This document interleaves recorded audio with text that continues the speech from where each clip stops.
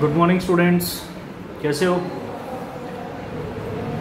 As you know that we have done 5 poems in 11th English literature, and I think you have understood all those poems very well.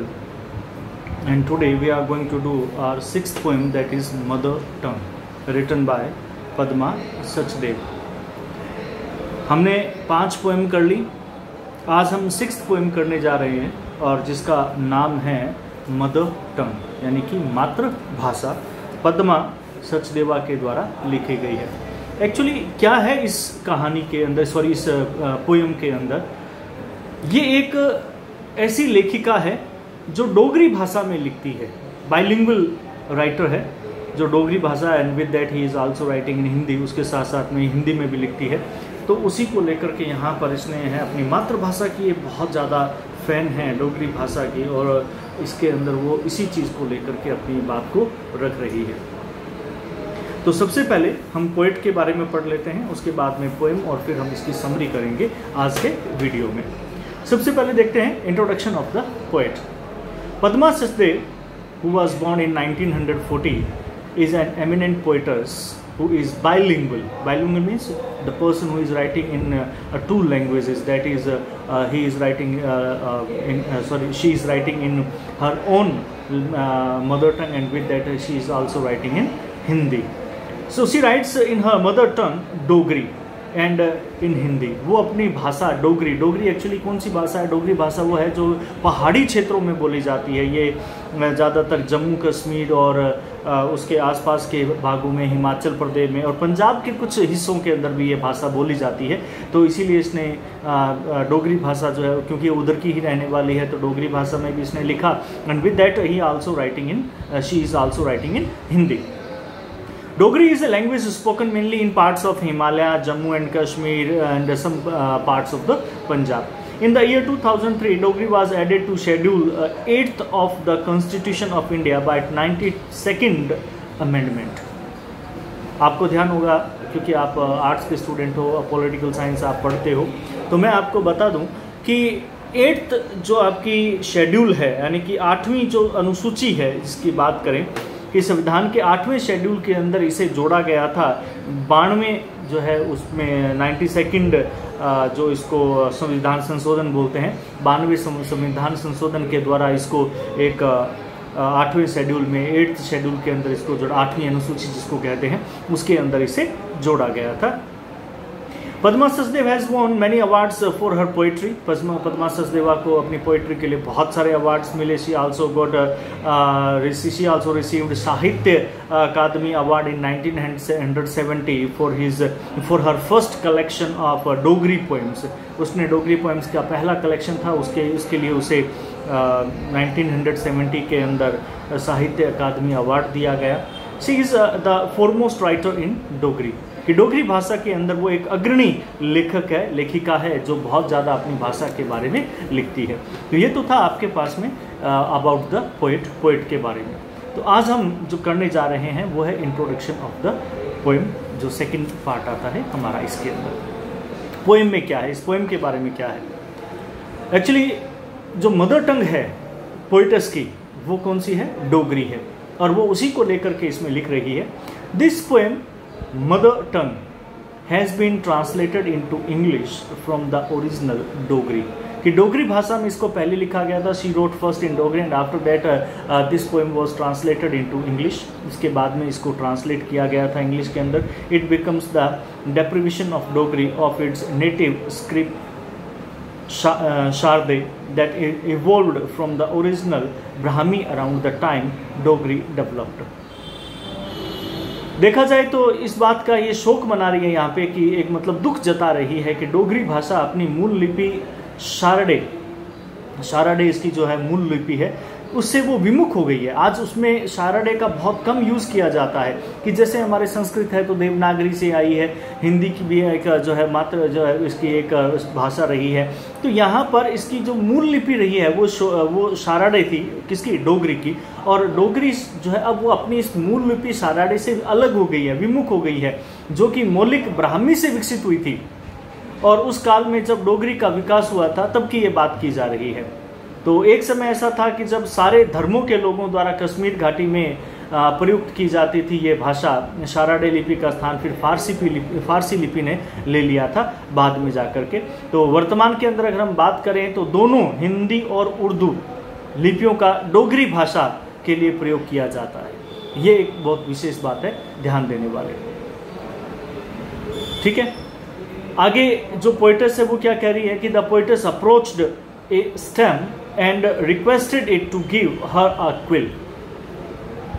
अब मैं इससे पहले आपको बता दूं कि बात क्या है कि जैसे पहले के समय में क्या होता था, कलम बनाई जाती थी इस प्रकार की। ये तो अभी जो है बनी बनाई आ रही है। पहले क्या था कि एक डंठल या ये कहते हैं सरकना जिसको हम बोलते हैं, वो लेते थे और उसको काट करके दोनों तरफ आगे तरफ इसको जो है वो नुकीला बना करके फिर उसकी एक कलम बनाई जाती थी और शाही में डुबो करके उसको लिखा जाता था।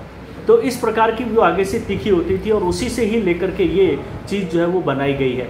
अब बात यह आती है कि यहाँ लेखिका जो है वो कह रही है कि वो एक ऐसे ही एक सरकणे के पास में यानी कि एक डंठल के पास पहुंची और उसको एक लेखनी अर्थात एक कलम देने के लिए उसने कहा था कि आप मुझे एक कलम दीजिए। इसने एक प्रार्थना की थी कि आप मुझे एक कलम दीजिए, यानी कि टहनी तोड़ करके आप मुझे दे दीजिए जिससे मैं कलम बना सकूं। The stem become angry because he had given her a quill a few days ago. अब जब उसने जाकर के स्टम से मांगा तो स्टम नाराज हो गई। स्टम से उसने कहा कि मुझे एक क्विल दो, ठीक है, एक लेखनी दो।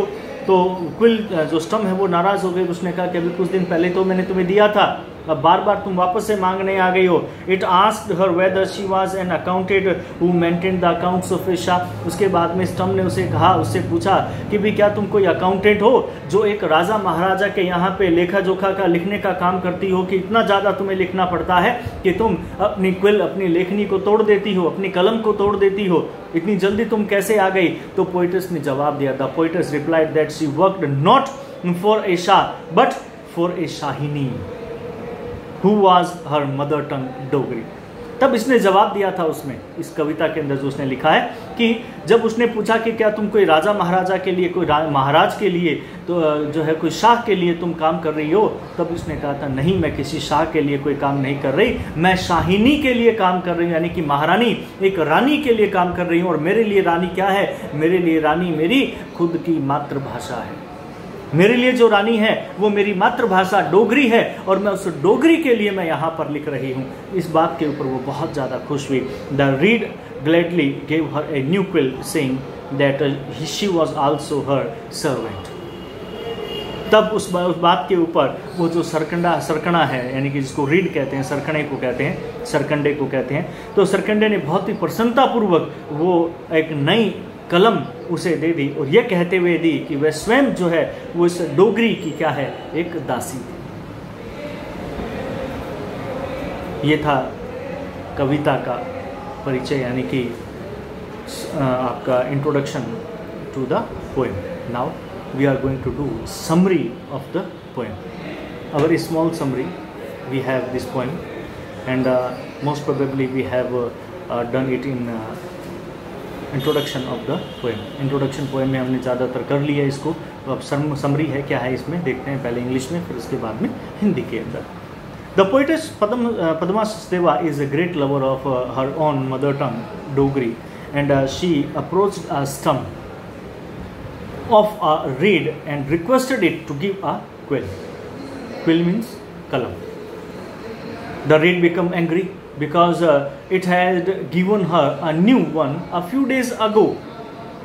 The reed asked her whether she was working as an accountant for the Shah or writing his by writing his account books, means are you doing work for the king and maintaining his the king, his means the king's account. So on this the poetess replied, she said that she was working not for a Shah, means she was not working for a king but for a Shahini. Shahini means queen. She is working for the queen, and for her the queen is her own mother tongue, who was kind and rich. She was one of her many servants. So the Shahini was her mother tongue Dogri. She wanted to have a quill urgently because the mother tongue must be waited for her. So that's why what she did. Then the stump gave her a new quill with very delightfully, because the stump says that I was also a servant of that queen. So at this the reed cut off its hand and gave it to the poetess, saying that it was also her servant. यहाँ पे क्या है, मैं इसको हिंदी में translate कर रहा हूँ ताकि हिंदी के मीडियम के स्टूडेंट्स भी इसको अच्छी तरह से समझ सके कि कवित्री यहाँ पद्मा सचदेवा अपनी मातृभाषा डोगरी की महान प्रेमिका है। वो बहुत ज़्यादा प्रेम करती है अपनी मातृभाषा के लिए, और इसी के लिए उसने अपनी इस पोएम के लिए अंदर लिखा है कि एक बार क्या है कि वो एक सरकंडे की टहनी यानी कि डंठल जिसको बोलते हैं, कि उसके पास पहुंची और उसने उससे एक कलम मांगी। उसने कहा कि तुम मुझे एक कलम दो, मुझे कुछ लिखना है। सरकंडा नाराज हो गया और उसने क्या किया, उसने कहा कि कुछ ही दिन पूर्व तो मैंने तुम्हें एक नई लेखनी दी थी, नई कलम दी थी, उसका क्या किया तुमने? तो सरकंडे ने उससे पूछा फिर वापस से कि क्या वह किसी बादशाह के लिए, किसी राजा के लिए एक अकाउंटेंट, एक लेखाकार के रूप में कार्य कर रही थी और उसकी हिसाब किताब लिख रही थी कि जिसकी वजह से उसने कलम इतनी जल्दी तोड़ दी? तो कवित्री ने उसका उत्तर दिया और उसने कहा कि वह शाह के लिए नहीं परंतु शाहिनी के लिए, अर्थात रानी के लिए, साम्राज्य के लिए वो कार्य कर रही थी, जो कि दया भाव से भरी हुई है, संपन्नता से भरी हुई है, संपन्न है, वो दया भाव से भरी हुई है पूरी तरह से। कवित्री उसकी अनेक सेविकाओं में से एक सेविका थी और उसने कहा कि भी मैं बस केवल उसकी सेवा करना चाहती हूँ, क्योंकि कवित्री को आवश्यक रूप से एक लेखनी चाहिए थी। वो अपनी मातृभाषा के लिए लिखना चाहती थी और उसकी मातृभाषा उसकी प्रतीक्षा कर रही थी। इस बात के ऊपर वो सरकंडा जो है वो बहुत खुश हुआ और अपना हाथ काट करके उसने दे दिया और कहा कि वह भी उसका सेवक था और तुम ये ले जाओ और उसके लिए लिखो। तो ये था हमारे पास में समरी ऑफ द पोएम। तो मेरे ख्याल से आपको कहीं कुछ हद तक ये पोएम समझ में आ गई होगी कि किस बारे में है। तो कल हम एक्सप्लेनेशन करेंगे। Tomorrow we will do explanation of this poem. With that we will try to do question answer of this poem. So I hope you understood it very well. So if you have any problem, then you can ask from me. I am always ready to give you answer. Till then, goodbye, thank you, and have a nice day.